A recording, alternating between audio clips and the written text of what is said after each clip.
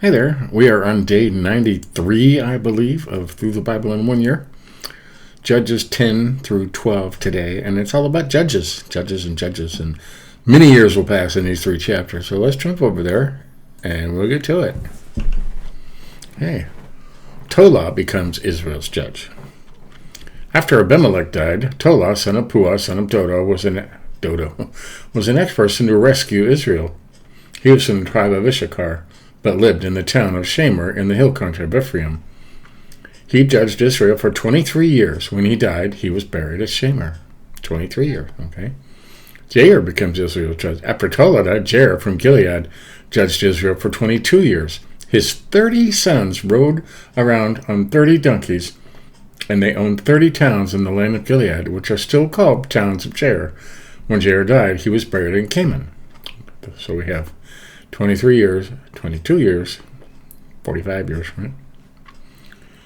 The Ammonites oppress Israel. Again, the Israelites did evil in the Lord's sight. They served the images of Baal and Ashtaroth and the gods of Aram, Sidon, Moab, Ammon, and Philistia. Man, you'd think they would learn, huh? They abandoned the Lord and no longer served him at all. So the Lord burned with anger against Israel, and he turned them over to the Philistines and the Ammonites, who began to oppress them that year. For 18 years, they oppressed all the Israelites east of the Jordan River in the land of the Ammonites, that is in Gilead. The Ammonites also crossed to the west side of the Jordan and attacked Judah, Benjamin, and Ephraim. The Israelites were in great distress. Finally, they cried out to the Lord for help, saying, "We have sinned against you because we have abandoned you as our God and have served the images of Baal." The Lord replied, "Did I not rescue you from the Egyptians, the Amorites, the Ammonites, the Philistines, the Sidonians, the Machalites, and the Moabites? When they oppressed you, you cried out to me for help, and I rescued you. Yet you have abandoned me and served other gods, so I will not rescue you anymore." Wow. Go and cry out to the gods you have chosen. Let them rescue you in your hour of distress. God's really angry, huh? He sure is. But the Israelites pleaded with the Lord and said, "We have sinned. Punish us if you see fit. Only rescue us from our enemies." Then the Israelites put aside their foreign gods and served the Lord, and he was grieved by their misery. Man, still loves his kids, huh?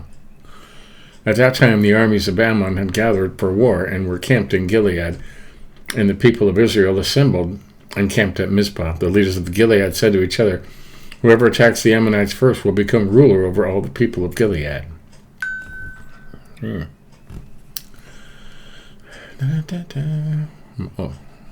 I got lost. Jephthah becomes Israel's judge. Now, Jephthah of Gilead was a great warrior. He was a son of Gilead, but his mother was a prostitute. Gilead's wife also had several sons, and when these half-brothers grew up, they chased Jephthah off the land.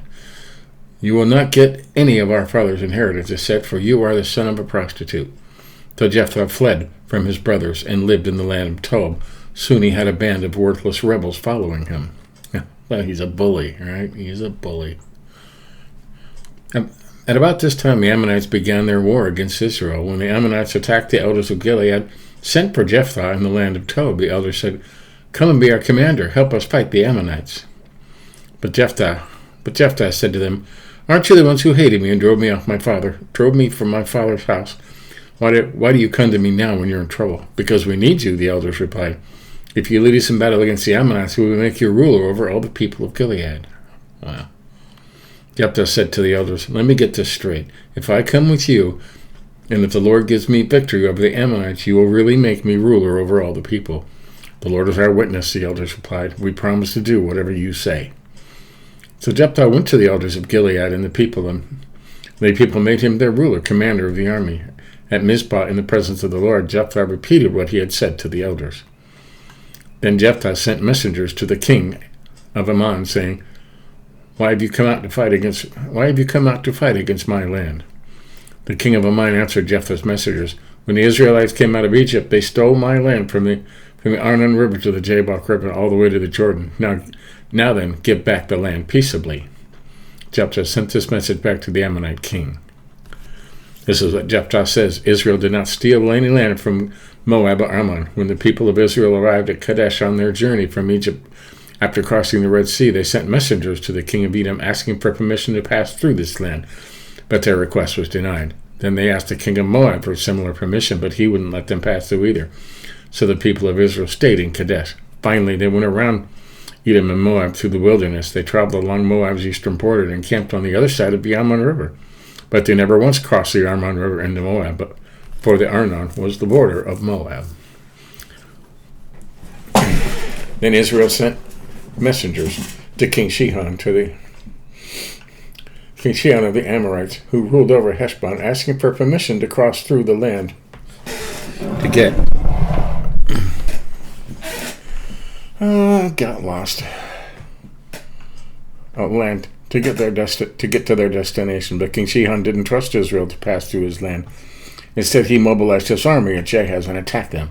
But the Lord God, the God of Israel, gave his people victory over King Sihon. So Israel took control of all the land of the Amorites who lived in that region, from the Arnon River to the Jabbok River, and from the eastern wilderness to the Jordan. So you see, it was the Lord, the God of Israel, who took away the land from the Amorites and gave it to Israel. Why then should we give it back to you?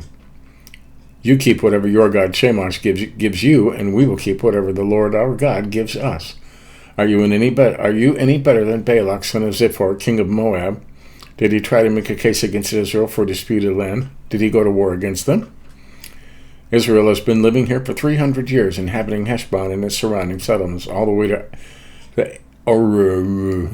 right, and its settlements, and in all the towns along the Arnon River. Why have you made no effort to recover it before now? Therefore I have not sinned against you. Rather, you have wronged me by attacking me. Let the Lord, who is judge, decide today which of us is right, Israel or Ammon. But the king of Ammon paid no attention to Jephthah's message. Right. Jephthah's vow. At that time the Spirit of the Lord came upon Jephthah, and he went throughout the land of Gilead and Manasseh, including Mizpah and Gilead, and from there he led an army against the Ammonites. And Jephthah made a vow to the Lord. He said, if you give me victory over the Ammonites, I will give to the Lord whatever comes out of my house to meet me when I return in triumph. I will sacrifice it as a burnt offering. Whatever comes out of my house to meet me. So Jephthah led his army against the Ammonites, and the Lord gave him victory. He crushed the Ammonites, devastating about 20 towns from Aroer to the area near Minas, as far away as Abel-Kemer, and in this way Israel defeated the Ammonites. When Jephthah returned home to Mizpah, his daughter came out to meet him, playing on a tambourine and dancing for joy. She was his one and only child. He had no other sons or daughters. When he saw her, he tore his clothes in anguish. Oh, my daughter, he cried out, you have completely destroyed me. You have brought disaster on me, for I have made a vow to the Lord, and I cannot take it back. And he said, Father, if you have made a vow to the Lord, you must do to me what you have vowed, for the Lord has given you great victory over your enemies, the Amorites. But first let me do this one thing. Let me go up and roam in the hills and weep with my friends for 2 months, because I will die a virgin.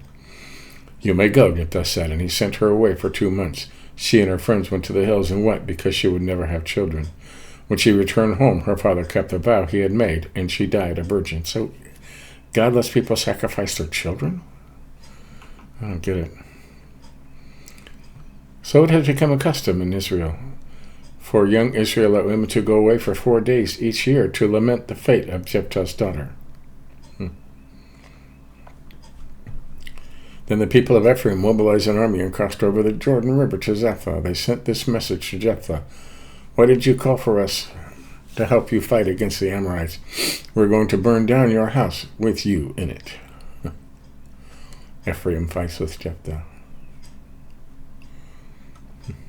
Jephthah replied, I summoned you at the beginning of the dispute, but you refused to come. You failed to help us in our struggle against Ammon. So I realized when you weren't coming, I risked my life and went to battle without you. And the Lord gave me victory over the Ammonites. So I have you now come to fight me. The people of Ephraim responded, you men of Gilead are nothing more than fugitives from Ephraim and Manasseh. So Jephthah gathered all the men of Gilead and attacked the men of Ephraim and defeated them. Civil war, right? Fighting among themselves. Jephthah captured the shallow crossings of the Jordan River, and whenever a fugitive from Ephraim tried to go back across, the men of Gilead would challenge him. Are you a member of the tribe of Ephraim? They would ask. If the man said, no, I'm not, they would tell him to say, Shibboleth. If he was from Ephraim, he would say Shibboleth, because people from Ephraim cannot pronounce the word correctly. Sibola. That must be from Ephraim, huh?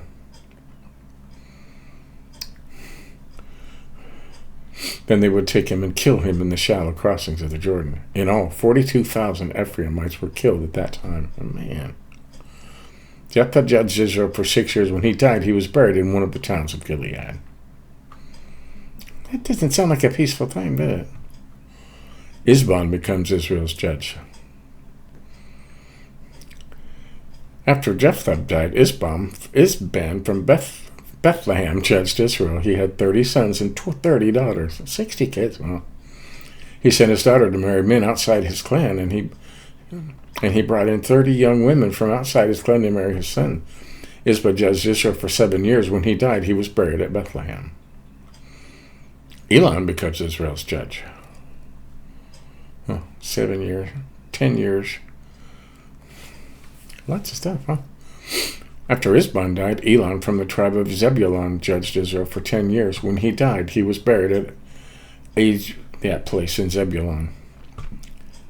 Abdon becomes Israel's judge. After Elon died, Abdon, son of Hillel, from Pibrathon, judged Israel. He had 40 sons and 30 grandsons who rode on 70 donkeys. He judged Israel for 8 years. When he died, he was buried in Pirathon Ephraim on the hill country of the Amalekites. So, lots of judges, lots of years. Man, we'll count this. We got 8 years and 10 years. That's 18 years. Huh.